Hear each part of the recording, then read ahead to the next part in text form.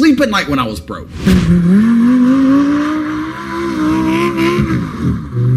Don't walk around with a sword. That's what they want you to do. The man who goes to the gym every single day, regardless of how he feels, will always beat the man who goes to the gym when he feels like going to the gym. You know what happens when you get men who just act how they feel? You get school shooters, you get violence, you get rapists. How are women allowed to drive? Andrew Tate. Andrew Tate. Andrew Tate. Andrew Tate. Times recently reported that schools across the UK are in crisis as the effects of online influencer Andrew Tate's vile misogyny infiltrates our classrooms and society. I hate that guy. I love that guy. Fucking G. I'll be dead serious. I don't like him.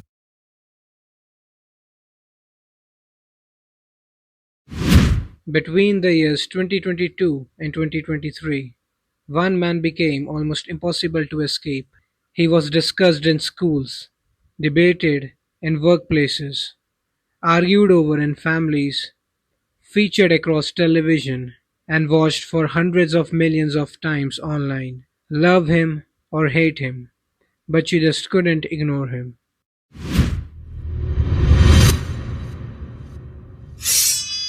There have always been great speakers, politicians, lawyers, generals, leaders. Their ideas may differ, but they all possess one thing: the ability to hold attention. And Andrew Tate seemed to understand this unusually well.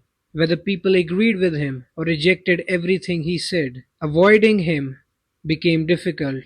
Now, it would be easy to assume that this happened simply because he said some controversial things, and he certainly did. His opinions made people furious, started arguments, made some people laugh, and others stop to think. But controversy alone does not explain influence. Every day, thousands of controversial opinions are posted online. Most of them disappears within hours, but Andrew Tate's didn't. Part of the answer lays not only in what he said, but in how he said it. Watch enough of his interviews, and a pattern begins to emerge. Questions were rarely met with any hesitation. There were very few long pauses, very few moments spent searching for words, and almost no reliance on the fillers that interrupt everyday conversations. The ums, the ahs, the unfinished sentences, they were surprisingly absent. One idea flowed naturally into the next, giving the impression that every answer had already been organized long before the question was ever even asked.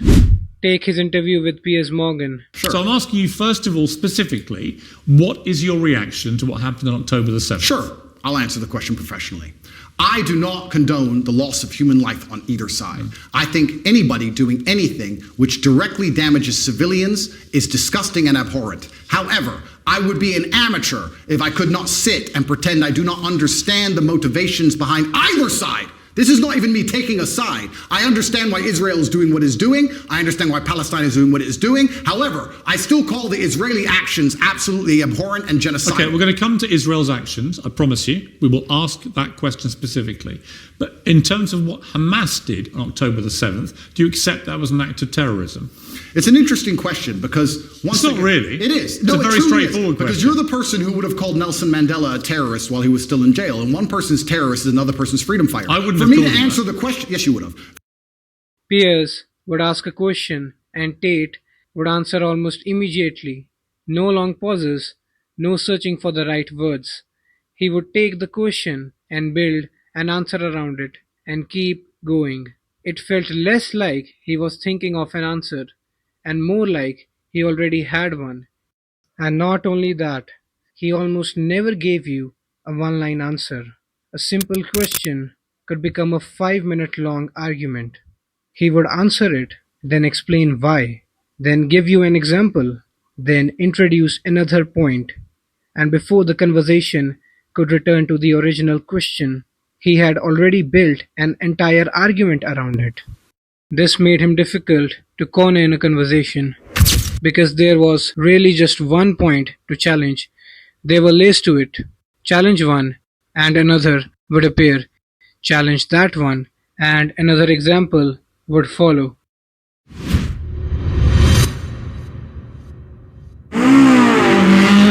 There there was another reason people kept listening. Speaking was only the beginning. Tate rarely left his ideas on their own. He attached stories to them. Stories about his childhood, his time as a fighter, his money, his relationships, the life he claimed to have built for himself. And slowly, those stories began to create a picture of who Andrew Tate was. A man who had been through struggle, a man who had found success, a man who believed he understood the rules of the world and had escaped the life most people were living. And whether every part of that picture was accepted or rejected, the story itself was remarkably easy to understand. And that mattered. I mean, think about it. People don't only listen to information, they look for meaning. And if someone tells you to work harder, that is advice. But if someone tells you that hard work is the way out of an ordinary life, now that is a story.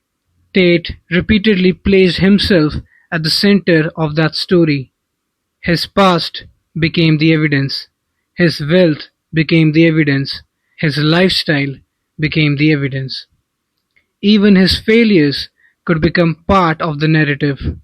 Everything could be used to reinforce the same image. He wasn't simply telling people who he was giving them a character to believe in or to hate. And well, both reactions kept the story alive.